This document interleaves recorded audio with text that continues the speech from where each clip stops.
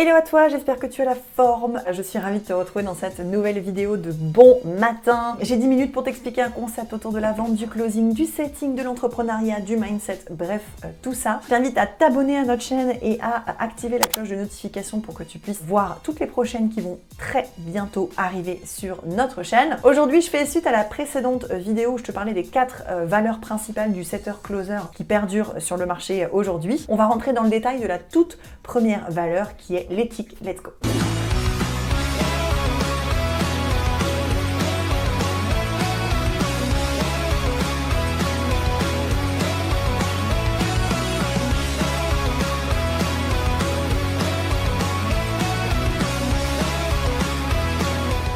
Alors, l'éthique, oui mais j'ai fait une vidéo spécifique rien que sur ce sujet-là. L'éthique, je suis d'accord, c'est hyper important, c'est primordial. Je vais t'expliquer en détail ce que j'entends derrière l'éthique et ce que l'équipe aussi de Closer Evolution entend derrière l'éthique, mais je veux surtout pas que tu vois l'éthique comme le côté bisounours, genre quand je suis dans un appel de vente, je vais pas aller challenger les croyances imitantes de mon prospect, je vais pas aller le titiller un peu, je vais pas aller le chercher un peu, parce que c'est pas éthique. Non, ça n'a rien à voir avec ça, au contraire. Je trouve que ce qui n'est pas éthique, c'est d'acheter les croyances imitantes de ton prospect, c'est de ne pas le secouer un minimum pour lui dire mais en fait, si tu veux des résultats différents, il va falloir mettre en place des actions différentes. Et si en tant que setter, closer, tu achètes les croyances imitantes de ton prospect, je vais y arriver, ça veut dire que du coup tu le laisses repartir avec sa frustration, avec ses problématiques et que potentiellement il ne va jamais rien mettre en place pour changer les choses. Et ça pour moi c'est un manque d'éthique. Après il y a des manières de le faire, hein, qu'on soit bien clair, hein, le côté pushy clairement c'est pas mon délire du tout, mais il y a des manières de le faire, mais par contre pour moi c'est plus le côté j'ai acheté les croyances imitantes du prospect et je vais pas l'aider à changer de vie qui n'est pas éthique, au lieu de je vais aller le titiller un peu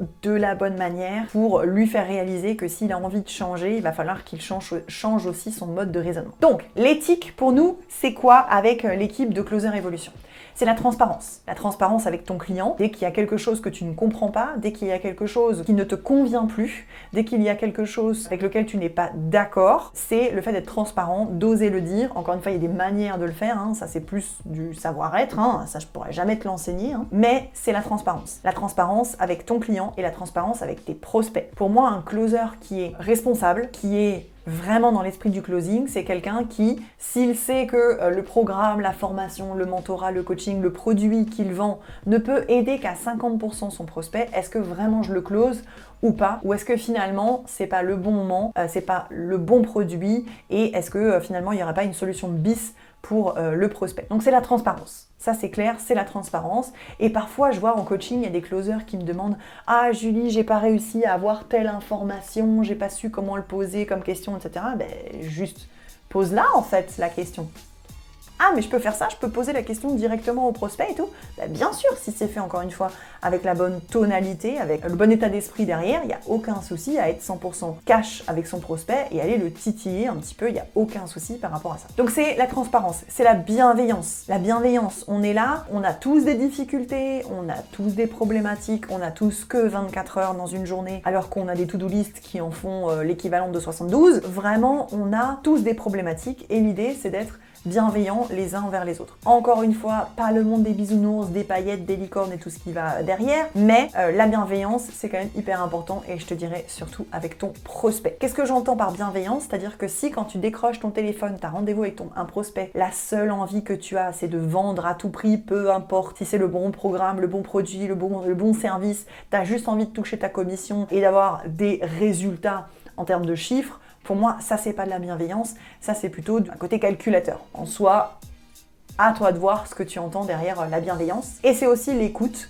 l'écoute active, ça c'est la base de ton script, que ce soit en setting ou en closing. L'écoute active, je ne coupe pas la parole à mon prospect, je vais le laisser aller au bout de sa réflexion, et je vais lui poser des questions qui vont un peu le titiller et un peu le challenger, et je vais aussi rebondir sur les informations qu'il me donne, histoire de créer un vrai flow de conversation, plutôt que de, comment je pourrais dire, cocher toutes les questions que je dois poser dans mon script, mais de ne pas avoir un côté relationnel avec mon prospect. Or, si tu n'as pas un côté relationnel avec ton prospect, tu ne bâtis pas la confiance. Si tu n'as pas la confiance, tu as quand même de fortes chances que ton prospect n'achète pas ce que tu essayes de lui vendre parce qu'il n'a pas confiance en toi, qu'il n'a pas confiance dans ta manière de faire et dans ta manière de vendre. Donc l'éthique, tu vois, oui, l'éthique, la bienveillance, l'écoute, la transparence, mais on n'est pas dans le monde des bisounours, des licornes. Quand il y a des choses à dire et qu'il y a un point à mettre sur la table, que ce soit avec ton prospect ou avec ton client, faut le faire, clairement. Et puis, faut pas se cacher derrière l'éthique pour justifier un mauvais taux de closing ou justifier des peurs et des croyances limitantes que tu t'achètes à toi personnellement,